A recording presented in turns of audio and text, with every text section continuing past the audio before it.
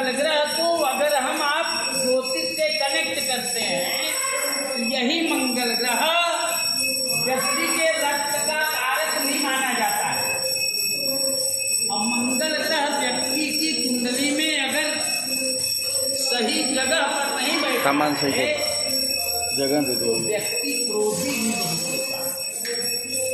अगर दूसरी जगह पर बैठा है, दूसरे घर में बैठा है, तो व्यक्ति हर समय नशा में रहता है। जो कहते हैं ना कि हमारा खून खौला था, अब हम ही कहिए, अब हम कहिए, माने व्यक्ति के अंदर चिड़चिड़ापन बना रहता है।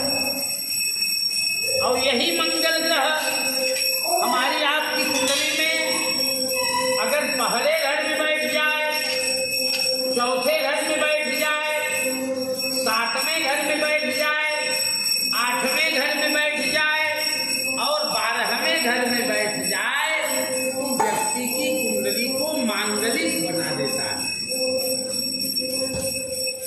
और मांगलिक कुंडली होने के कारण जीवन साथी के चयन करने में किसी न किसी प्रकार की अड़चन जरूर आती है।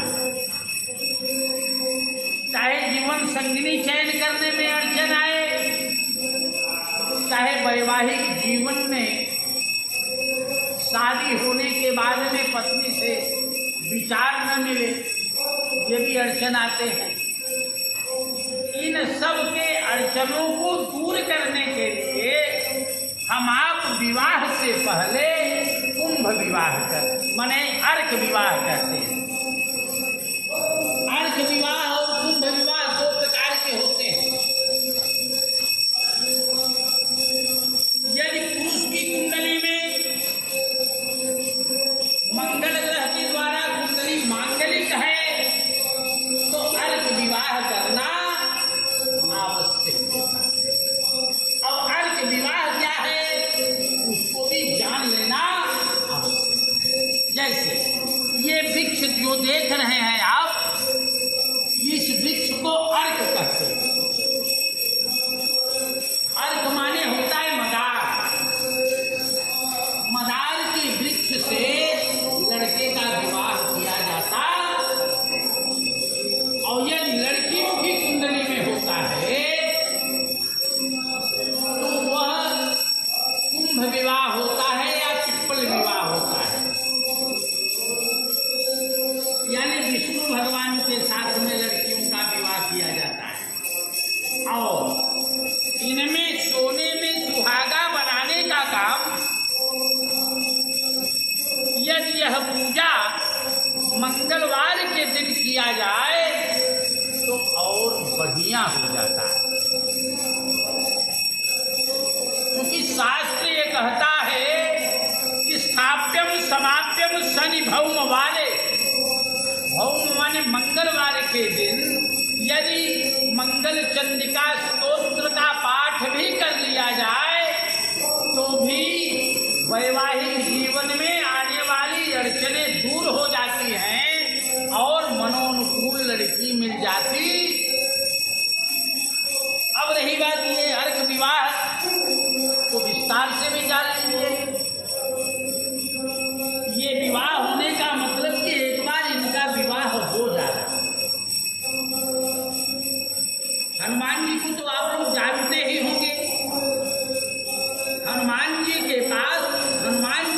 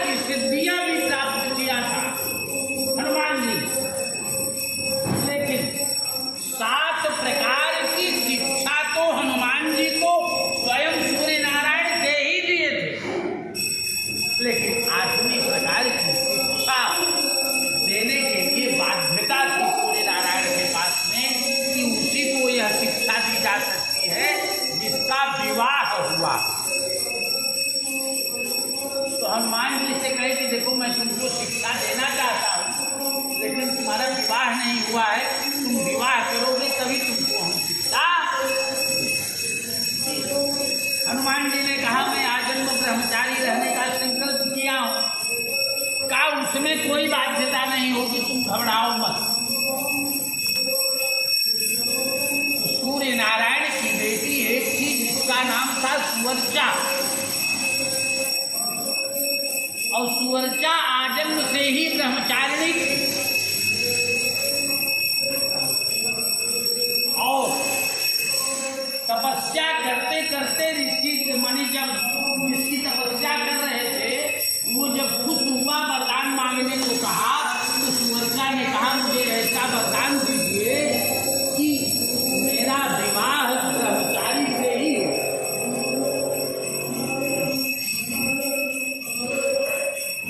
तो ऋषि ने आशीर्वाद दे दिया, वरदान दे दिया कि तुम्हारा विवाह ब्रह्मचारी से ही होगा और तुम आजीवन ब्रह्मचारिणी। वह सुवर्चा साधना करती थी। सूर्य नारायण ने कहा कि मेरी बेटी है, उसके साथ में आपका विवाह करवा देते हैं, विवाह कर लीजिए, उसके बाद में हम आपको शिक्षा दे देंगे, आप उनके साथ में रहो अथवा न रहो, लेकिन विवाह करोगे तभी 8वें प्रकार की हम शिक्षा देंगे। तो हनुमान जी ने सूर्य के कहने पर सुवर्चा के साथ में भी विवाह किया।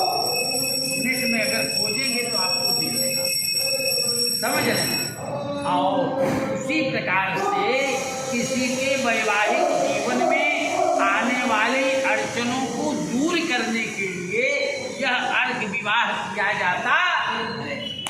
अब इस पूजा में कई चौकियां रखे गए हैं, मंदिर में कई देवता हैं, तो इस चौकी पर सिद्धि विनायक के रूप में गणेश जी हैं, और ये जो 16 कुंज रखे गए हैं, ये आपके गांव की कुलदेवी है जो चौड़ा मैया, उनको भी यहाँ पर बुलाया जाएगा।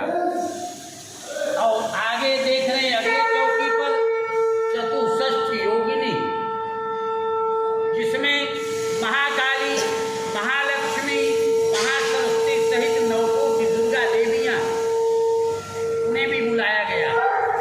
और वो जो चौकी है वहाँ पर आदित्यादि नवग्रहादि देवता, जैसे सूर्य, बीच में सूर्य हैं, और जो हंसुआकार है वो चंद्रमा है, और जो बीच नीचे त्रिकोण में है लाल से वो मंगल भगवान है, और जो बृहस्पति हैं वो आगे पीले में बृहस्पति हैं, टोटल बृहस्पति हैं, और जो व्हाइट में स्टार बना हुआ है वो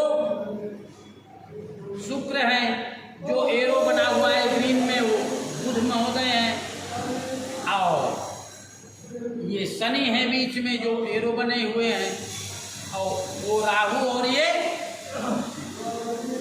आदित्य देवता भी हैं, और यहाँ पर असंख्यात रुद्र हैं, शिव जी। और ये जो मूल कलश है इसको प्रधान पुरुष कहते हैं। जैसे आकाशात् पतितं तोयं यथा गच्छति सागरं सर्वदेवान् नमस्कारः ये समं प्रतिगच्छति। जैसे आकाश से जल गिरता, किसी परिवार में एक मालिक का होना जरूरी है। जैसे आप 2 भाई हैं, इन्होंने बताया कि ये मेरे भैया हैं, तो आप मालिक का काम करते हैं। 5 पंडित हैं, 5 में हम मुख्य हैं। उसी प्रकार से सारे देवताओं की पूजा कनेक्टेड होकर के विष्णु भगवान के खाते में जाएगा। फिर विष्णु भगवान वहाँ से सबको वितरित करे। अब ये कोई भी कार्य करने के लिए हमको आपको संकल्प का होना होगा। संकल्प 3 प्रकार का होता है, मनसा, वाचा और कर्मणा। पहले तो जब मैंने आपको बताया है कि ये पूजा होनी चाहिए, तभी आपके मन में विचार आ गया होगा कि मुझे पूजा कराना चाहिए। वाचा संकल्प, जब ये तिथि निर्धारित कर दी गई कि इस तिथि को, इस तारीख को किया जाएगा ये पूजा, तो इस युवाचा संकल्प हो गया, कर्मणा अभी करने चल रहे हैं। तो कर्मणा करने चल रहे हैं, इसलिए इनके हाथ में दूध